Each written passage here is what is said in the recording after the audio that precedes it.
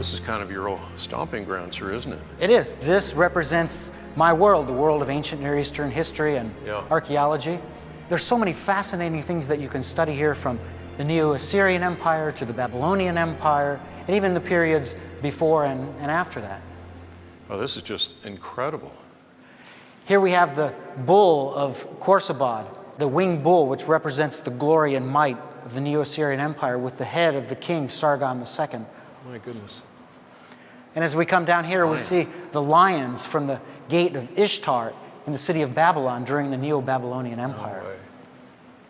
And this is the Mesopotamian wing. And here are some of the inscriptions from Gudea of Lagash.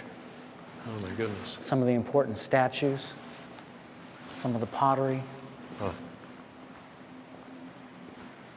This is an amazing map. This is where it all begins, isn't it? This is the ancient Near East, is the area that I've devoted my life and my research and my writing to. And I've done archaeological digs in several places, including Tel Tayanat up here in the northern Levant, as well as Hatzor down in the land of Israel. Yeah. I've been at a dig in Israel around Lachish. That was a major dig. A major dig, an important site. It's the second largest Canaanite city, and the site that I dug at, Hatzor, is the very largest Canaanite site. Doug, why is this map interesting to you as an archaeologist rather than a map of anywhere else in the world? Well, the events of the Bible are unfolded in the ancient Near East, which includes Mesopotamia, the Levant, Anatolia, modern Turkey, Egypt. So all of these lands are extremely important to understanding how and what took place in the biblical text. Doug, we've been looking at the Genesis record, and we've been looking at the major events there, the creation and then the flood. And we've looked at a lot of the evidence associated with that. But now we get to your area. After the flood, we have Noah's family. And my understanding is that this is exactly where all of this begins. Take us back to that record, and what do you see? How did all of that play out? Well, certainly in Genesis 9, Noah and his family settled on Mount Ararat, which of course is not conclusively identified, and it could be a number of sites along the mountain Somewhere range. up in here. Yeah, somewhere to the northeast of Mesopotamia. And they would have dispersed undoubtedly in all directions from there. And by the time we get to Genesis 10 and the Table of Nations, we see a thread of not necessarily the geography of where all of those people went, but through the genealogies, we see that those indeed became peoples who dispersed according to the instruction that was given after the flood, because just as at the beginning with Adam, you had the instruction to multiply and fill the earth, that same command was reiterated after the flood, and the peoples did that very thing and spread and so forth. And that, of course, leads to Genesis 11, where you have a centralization of a number of those peoples. And certainly the intent of Genesis 11 is not to suggest that all of the peoples of the earth now recollected in one area, but simply that a large number of them got together in one area and moved toward the process of urbanization, city living. And that's the famous Tower of Babel. Absolutely. Do we know where that is? So I've done an enormous amount of research in this area. There are about 7 or 8 Babels, cities of Babel, in the ancient area of Mesopotamia. And so one at a time, I've studied all of those areas and found only one that meets all the criteria of the famous site of the Tower of Babel, and that is the site of Eridu, which is in southeastern Mesopotamia. And that is the site, I have no doubt in my mind, of biblical Babel.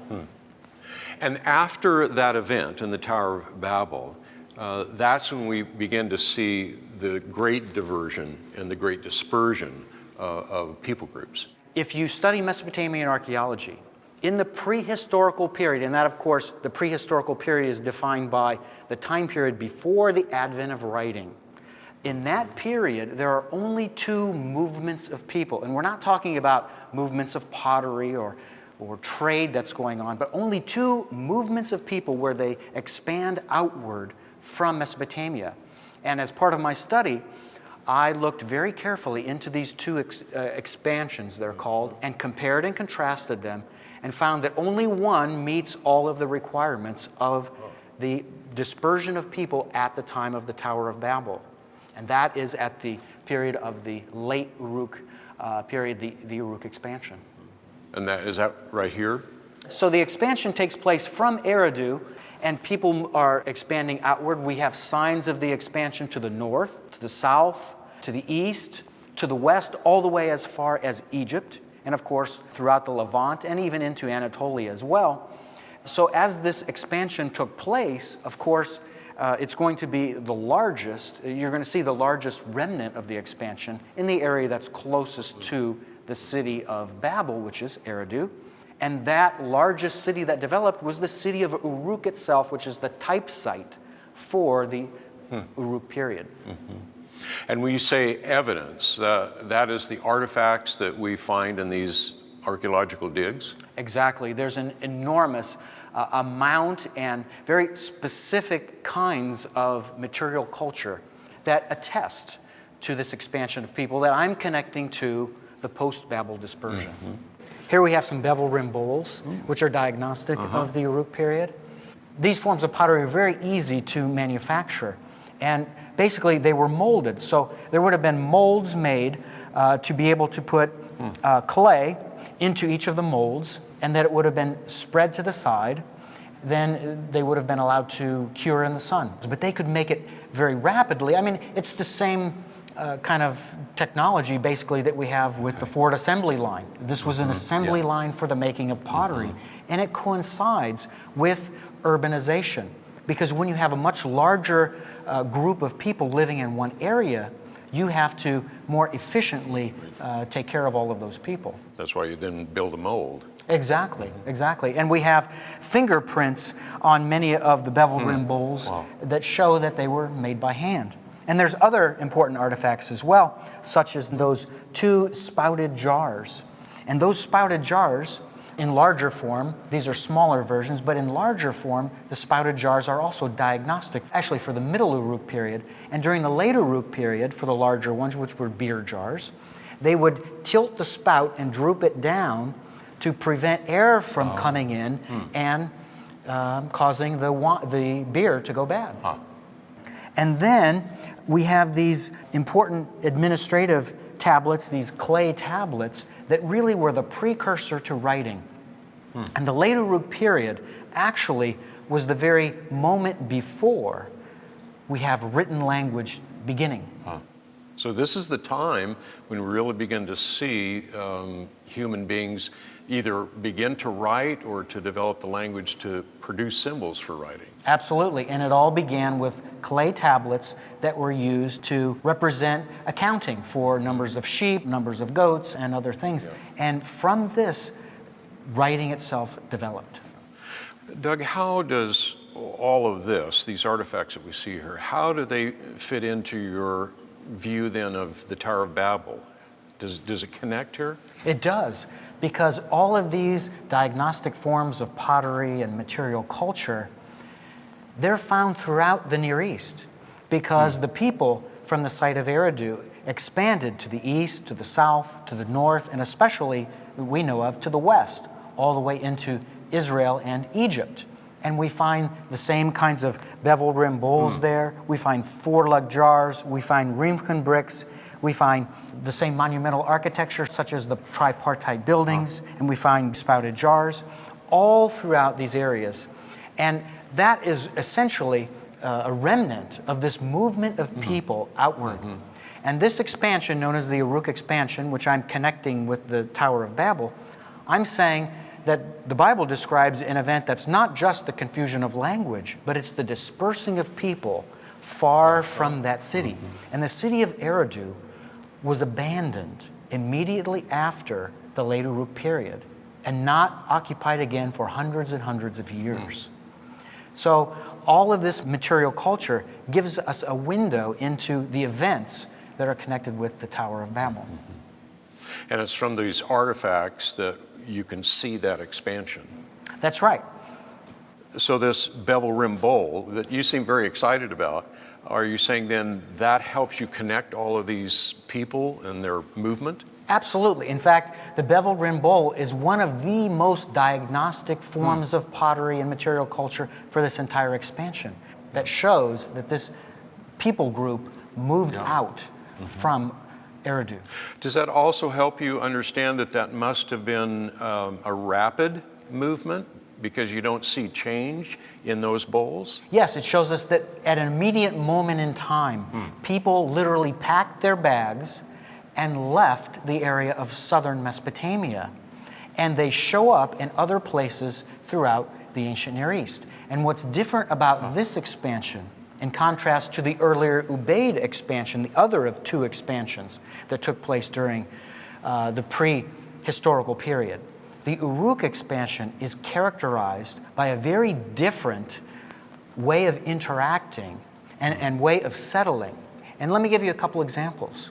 First of all, we have a lot of sites that were established on virgin soil. Also, wherever they settled with people, either there was an attack of the community, the people in the community already there, and they would literally wipe them out and take over, or if they lived among them, they would live in what we call the world's first segregated living. They would live in the same vicinity as the original occupants, but next door, not intermingling and living in the same houses on the same streets. So we have evidence then of different people groups now for the first time. Absolutely. And the world's first segregated life. So that would be the evidence or the symptom, I guess, of what you would expect of those people that were dispersed from the Tower of Babel, now with a different language and immediately a different people group. Right.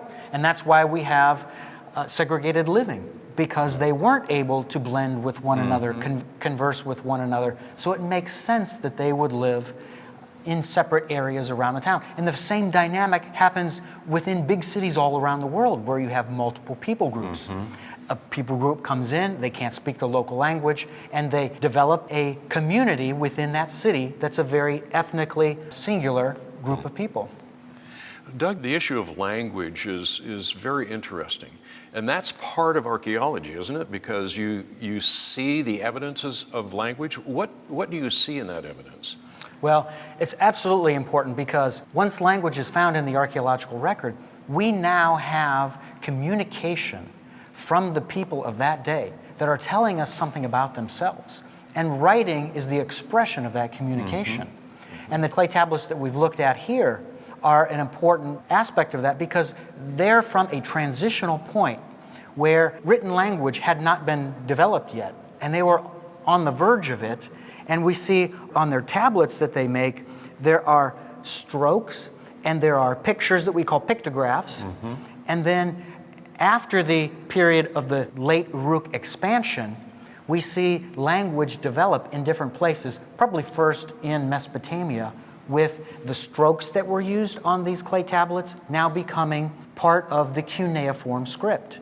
And in other places, such as Egypt, we see hieroglyphics. That's the result of pictographs that also were part of the original clay tablet writing mechanism. Doug, what I hear you saying is that it's as if languages just pop up, they begin to appear. Is that how you see it, and does that support then the Genesis paradigm? Absolutely, it supports the Genesis paradigm because we see the written expression of language just pop up out of nowhere, and then different languages being represented through cuneiform script or through hieroglyphic script or other means. So language is something that it will break down over time. It goes from complex to simple. And we see that reflected in the archaeological record in the form of tablets and other forms of text. Well, that's very interesting because we've been looking at physical design and how the design of very exquisite physical things had to be in place all at once, and then it decays from there. You're saying that that is the same thing we see in language. It's the same dynamic with language as well. Grammar of language is very specific to the certain given language. We have various expressions of grammar that are in languages that are not found in other languages. So the very fact that we have aspects of language that are diverse between languages. Some languages have a certain moods, that others don't. Some have certain tenses that others don't. Some have forms of describing things that are different than other languages. So you do not have a universal plan that's followed among all of the languages. You see great diversity in the forms of grammar from language to language, even in ancient languages. Basically, this incredible dynamic of language, which becomes expressed in different ways with different scripts around the entire ancient Near East, and a great diversity within these languages and their grammatical forms, all of that reflects a very sudden ability to communicate writing. So all of this fits perfectly with what we would see as the biblical account of how languages took place. It's really the only way of explaining this. So the integrity of biblical history ultimately is justified by the expression of these languages. Doug, I know that you have spent a lot of time looking at that issue of the Tower of Babel and trying to understand actually where it really did occur. What have you found? Well, what I've found essentially is a gold mine within the historical and archaeological record. And basically, the site of Eridu was called Babel in ancient times in a number of sources. And it's one of 7 or 8 cities that were called Babel. And it's the only one that meets all of the historical requirements for the Tower of Babel. It was around at the right time. We have diagnostic pottery and other forms of material culture from the late Uruk period that are found at Eridu. And we have very fascinating 2 forms of monumental architecture. One, we have a temple that existed in 18 different phases, and at every phase it grew in its size and its complexity. And that final phase of the temple, it was abandoned immediately, right at the time of the late Uruk expansion. And catacorner to the temple was an absolutely enormous platform. And that platform was so large, it dwarfed this large temple that existed. Do you think that could be the foundation of the Tower of Babel? Absolutely. In fact, what archaeology demonstrates is that the foundations of that temple display the kinds of diagnostic material culture from the late Uruk period. And they found that the original bricks that were added onto it were from that period. But it was never completed. It wasn't until hundreds of years later, during the 3rd dynasty of Ur, that the kings of the dynasty decided that this eyesore in their neighboring city of Eridu was no longer to sit uncompleted. So they completed this structure, which is exactly what we see in other areas around Mesopotamia and beyond, known as a ziggurat. And the ziggurat essentially is the equivalent of a tower. So I would suggest to you that that uncompleted tower that wasn't completed until hundreds of years later at Eridu on that massive platform, that is the Tower of Babel. Wow. Now, most of us think today of a tower, the kinds of things we see in big cities, big straight walls. Is that what they were building? Well, essentially it's a variation of a pyramid. And there were 4 sides to it and several stairways that would go up to the top. But these ziggurats weren't restricted even to Mesopotamia. We find forms of these ziggurats all around the globe. And I would suggest to you that this late Uruk expansion, where this technology began, where this form of monumental architecture began, was something that spread with the people. Because even though they spoke different languages, they went where they went with their own culture, their own technological background and understanding, and their own abilities to build and construct that they all shared together there at Babel, which, again, I'm calling the city of Eridu. Yes. Well, obviously we have evidence here of civilization and people beginning to gather together in communities, even cities. Do we have any other evidence of that? Yeah, we have other evidence in the Bible of this move toward urbanization. And probably the best example is the identity of the man in the Bible known as Nimrod. I've done a lot of research on Nimrod, studied the passage very carefully, and studied the archaeology of the time periods that it could be related to very carefully. And I'm very much convinced that Nimrod, biblical Nimrod, is Sargon of Akkad. The cities that it says that Nimrod captured, and of course Babylon is part of that, and Kalhu and Nineveh, important cities in the Assyrian Empire, the later Assyrian Empire. So what we see about Nimrod, that's true in the biography of Sargon. So the record we have in Genesis concerning Nimrod and all that he conquered matches the artifacts that we see for Sargon. Yeah, it matches the artifacts, it matches the history, and it matches the epigraphical record that tells us from the very Akkadian people themselves what was his path of achieving glory, conquering cities, and becoming the first empire builder. So is there a next phase in these artifacts that moves us beyond Sargon? Absolutely. We can move forward to the time of Abraham because we know that Abraham lived at the site of Ur, which was also in southern Mesopotamia, at the end of the 3rd millennium BC. That brings us to the end of Genesis chapter 11. Exactly. And we have those artifacts here? We do. In fact, you see some pottery, some cuneiform tablets, all dating to the period of the 3rd dynasty of Ur. And basically, the 3rd dynasty of Ur was the successor to the Akkadian dynasty. And they became the kings of the 4 corners of the earth and succeeded in taking over the territories that the Akkadians held. And of course, Abraham came from this city and would have, in the 21st century, moved into Canaan. And the site of Ur, interestingly enough, was destroyed toward the end of the 21st century BC, within 1 century after Abraham left it. And there is a lamentation known as the Lamentation of Ur that was written in the Akkadian records about the destruction of the city. So Abraham would have been using pottery similar to what we see here. Absolutely. These would have been the forms that he knew about and that he would have used and he would have seen in his day.